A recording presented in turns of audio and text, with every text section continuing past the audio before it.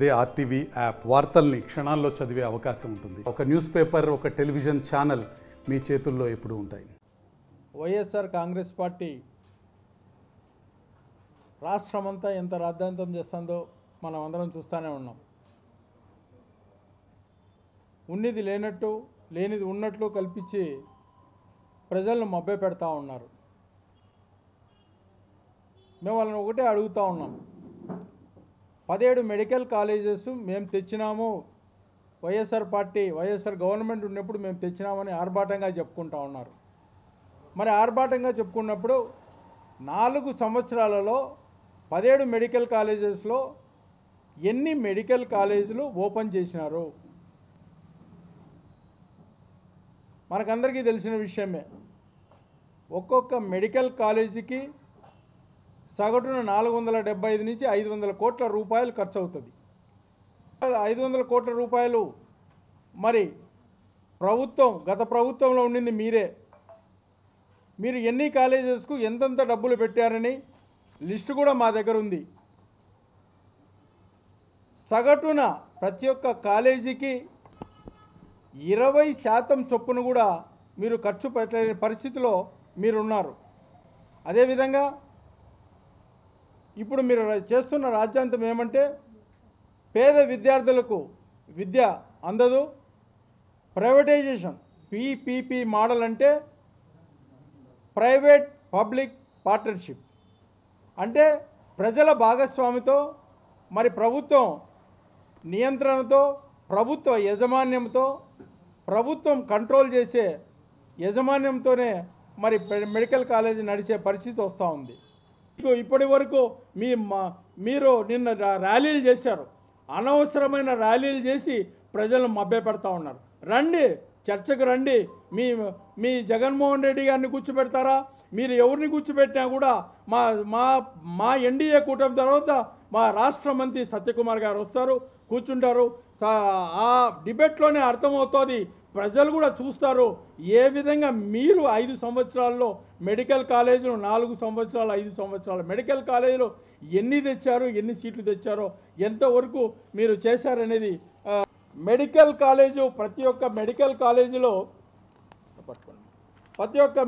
కాలేజీలు ఏ విధంగా గత ప్రభుత్వంలో ఏ విధంగా మెడికల్ కాలేజీలు పోయినాయో, ఏ విధంగా మెడికల్ కాలేజీలకు ల్యాండ్లు అలాట్ చేసినారో, ఆ ల్యాండ్లు అలాట్ చేసిన తర్వాత గత ప్రభుత్వంలో ఏ విధంగా వాళ్ళు అభివృద్ధి చేసినారో మీకు కళ్ళు కట్టేట్టే కనిపించేటట్లు మరి డ్రోన్ కెమెరాలతో తీసిన దాఖలాలు మేము చూపిస్తూ ఉన్నాం. వాళ్ళు ఇచ్చి కాంట్రాక్టర్లకు మరి కాంట్రాక్ట్లు ఇచ్చి ఆ కాంట్రాక్టర్లకు కూడా చాలా వరకు వాళ్ళ ప్రభుత్వం దిగిపోయేతలికి చాలా వరకు కట్టిన దాంట్లకు డబ్బులు ఇవ్వలే.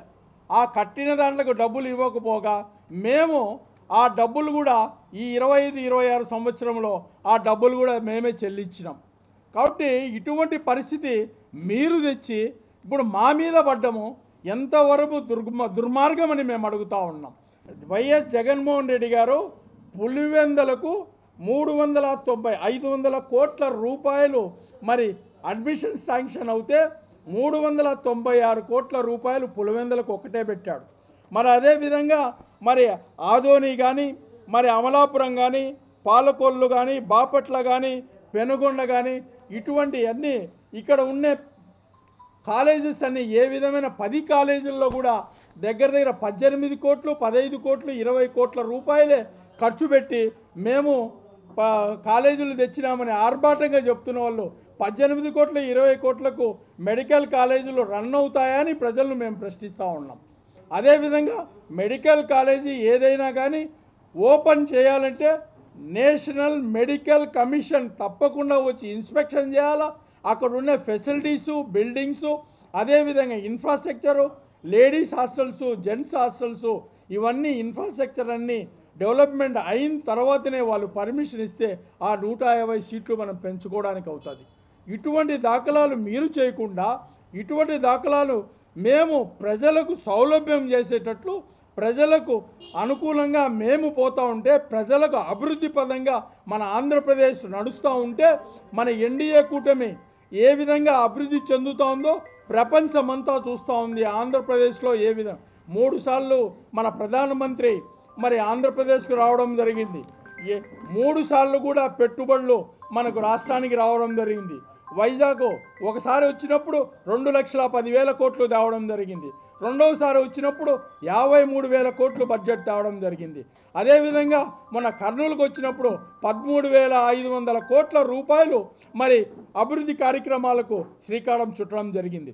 ఈ విధంగా అభివృద్ధి ఎన్డీఏ కూటమి చేసుకుంటా పోతా ఉంటే మీకు ఎంతవరకు ఎంత బురద జల్లే కార్యక్రమాలు చేస్తున్నారే తప్ప ఈ ప్రజలను మభ్యపెట్టేదానికి మీరు ఎంతవరకు ఈ తాత్కాలికంగానే ఉంటుందే తప్ప ముందు ప్రజలు కనుక్కున్న తర్వాత మిమ్మల్ని చీకొట్టే దాఖలాలు కూడా ఎంతో దూరంలో లేదని ఎన్డీఏ కూటమి తర్వాత మేము హెచ్చరిస్తూ ఉన్నాం.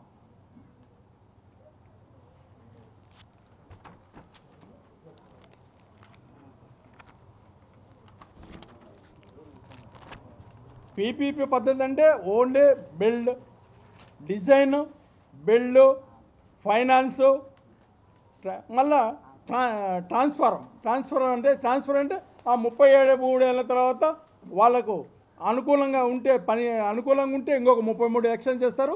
లేదంటే ఈ ప్రకారం చేసిన తర్వాత ఆ భూములను, ఆ హాస్పిటల్స్ను, ఆ బిల్డింగ్ స్ట్రక్చర్స్ అన్నీ గవర్నమెంట్కు హ్యాండ్ ఓవర్ చేయాలి. గవర్నమెంట్కు రేపు పొద్దున్న ఫ్యూచర్లో మంచి అసెట్ను క్రియేట్ చేసి ఇవ్వబోతా ఉన్నాం ఎన్డీఏ కూటమి.